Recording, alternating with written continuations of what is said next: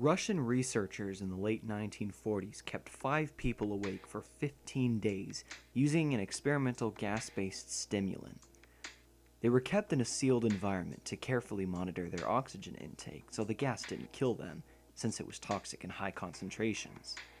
This was before closed-circuit cameras, so they had only microphones and 5-inch thick glass porthole-sized windows into the chamber to monitor them.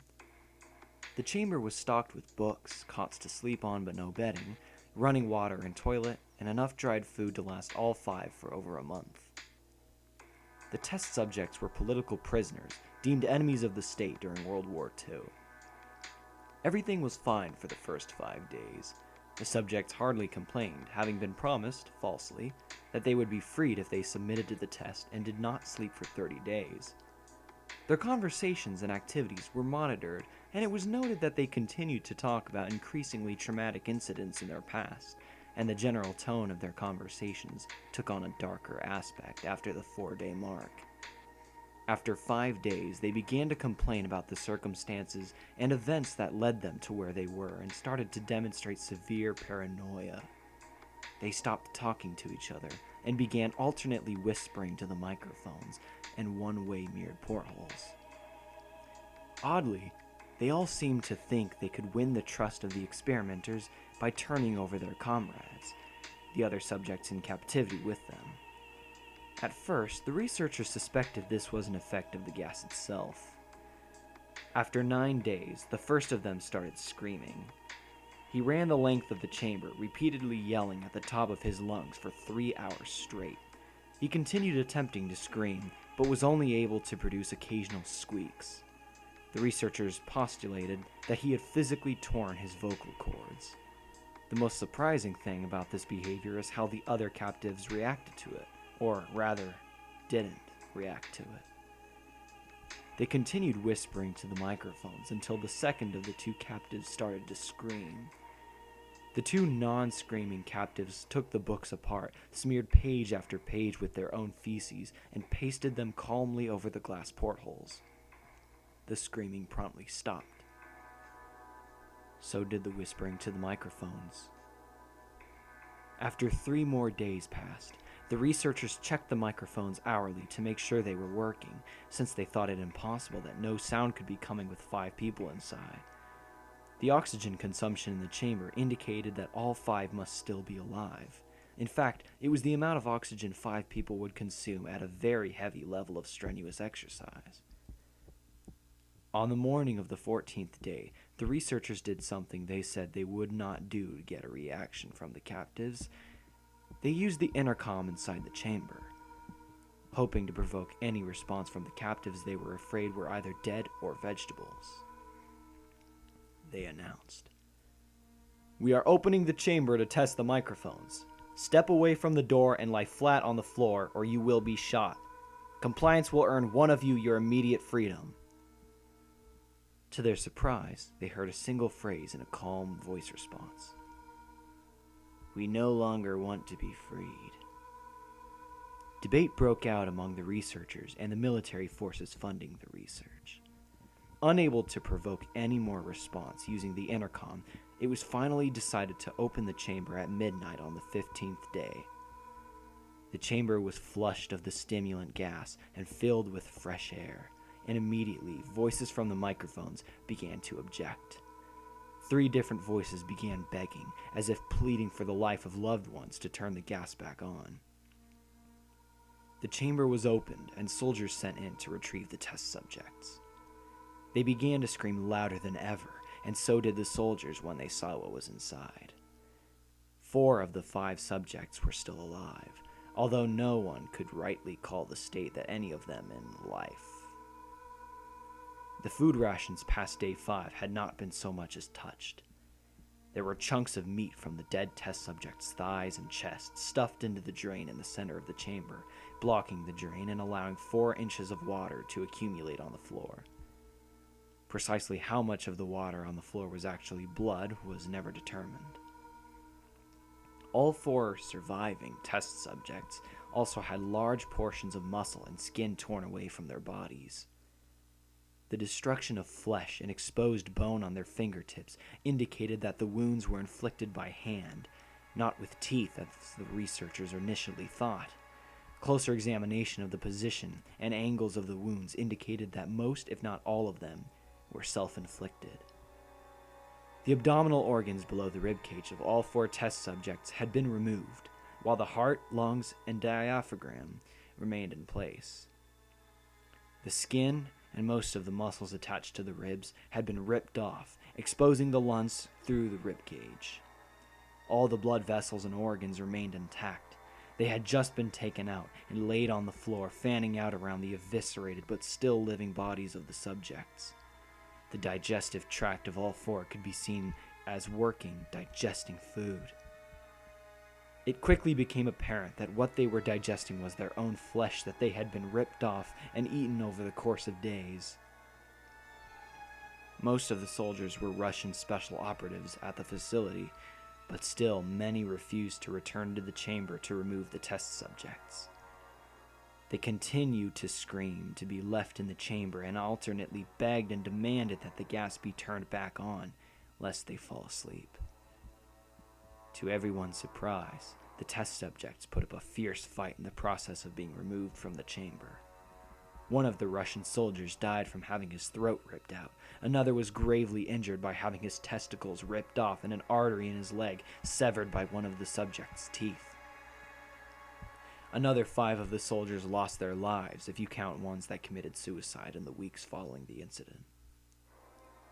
In the struggle, one of the 4 living subjects had his spleen ruptured and he bled out almost immediately. The medical researchers attempted to sedate him, but this proved impossible. He was injected with more than 10 times the human dose of a morphine derivative and still fought like a cornered animal, breaking the ribs and arm of one doctor. When heart was seen to beat for a full 2 minutes after he had bled out, to the point there was no more air in his vascular system than blood. Even after it stopped, he continued to scream and flail for another 3 minutes, struggling to attack anyone in reach and just repeating the word "more" over and over, weaker and weaker, until he finally fell silent. The surviving 3 test subjects were heavily restrained and moved to a medical facility, with 2 intact vocal cords continuously begging for the gas, demanding to be kept awake. The most injured of the 3 was taken to the only surgical operating room that the facility had. In the process of preparing the subject to have his organs placed back within his body, it was found that he was effectively immune to the sedative they had given him to prepare him for the surgery. He fought furiously against the restraints when the anesthetic gas was brought out to put him under. He managed to tear most of the way through a 4-inch wide leather strap on one wrist, even through the weight of a 200-pound soldier holding that wrist as well. It took only a little more anesthetic than normal to put him under, and the instant his eyelids fluttered and closed, his heart stopped. In the autopsy of the test subject that died on the operating table, it was found that his blood had tripled the normal level of oxygen. His muscles that were still attached to his skeleton were badly torn, and he had broken 9 bones in his struggle to not be subdued. Most of them were from the force his own muscles had exerted on them. The second survivor had been the first of the group of 5 to start screaming. His vocal cords destroyed, he was unable to beg or object to surgery, and he only reacted by shaking his head violently in disapproval when the anesthetic gas was brought near him. He shook his head yes when someone suggested, reluctantly, they try the surgery without anesthetic, and did not react for the entire 6-hour procedure of replacing his abdominal organs and attempting to cover them with what remained of his skin. The surgeon presiding stated repeatedly that it should be medically possible for the patient to still be alive, yet it was very unlikely. One terrified nurse assisting the surgery stated that she had seen the patient's mouth curl into a smile several times, wherever his eyes met hers. When the surgery ended, the subject looked at the surgeon and began to wheeze loudly, attempting to walk while struggling. Assuming this must be something of drastic importance, the surgeon had a pen and pad fetched so the patient could write his message. It was simple. Keep cutting. The other 2 test subjects were given the same surgery, both without anesthetic as well, although they had to be injected with a paralytic for the duration of the operation. The surgeon found it impossible to perform the operation while the patients laughed continuously. Once paralyzed, the subjects could only follow the attending researchers with their eyes. The paralytic cleared their system in an abnormally short period of time, and they were soon trying to escape their bonds again. The moment they could speak, they were again asking for the stimulant gas. The researchers tried asking why they had injured themselves, why they had ripped out their own guts, and why they wanted to be given the gas again. Only one response was given. I must remain awake. All 3 subjects' restraints were reinforced, and they were placed back into the chamber awaiting determination as to what should be done with them. The researchers, facing the wrath of their military benefactors for having failed the stated goals of their project, considered euthanizing the surviving subjects. The commanding officer, an ex-KGB, instead saw potential and wanted to see what would happen if they were put back on the gas. The researchers strongly objected, but were overruled. In preparation for being sealed in the chamber again, the subjects were connected to an EEG monitor and had their restraints padded for long-term confinement. To everyone's surprise, all 3 stopped struggling the moment it was let slip that they were going back on the gas. It was obvious that at this point, all 3 were putting up a great struggle to stay awake. One of the subjects that could speak was humming loudly and continuously. The mute subject was straining his legs against the leather bonds with all his might, first left, then right, then left again for something to focus on. The remaining subject was holding his head off his pillow and blinking rapidly. Having been the first to be wired for EEG, most of the researchers were monitoring his brain waves in surprise. They were normal most of the time, but sometimes flatlined inexplicably. It looked as though he were repeatedly suffering brain death before returning to normal.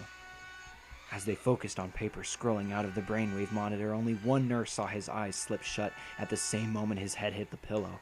His brainwaves immediately changed to that of deep sleep, then flatlined for the last time as his heart simultaneously stopped. The only remaining subject that could speak started screaming to be sealed in now. His brainwaves showed the same flatlines as one who had just died from falling asleep. The commander gave the order to seal the chamber with both subjects inside, as well as 3 researchers. One of the named 3 immediately drew his gun and shot the commander point blank between the eyes, then turned the gun on the mute subject and blew his brains out as well. He pointed the gun at the remaining subject, still restrained to a bed as the remaining members of the medical and research team fled the room.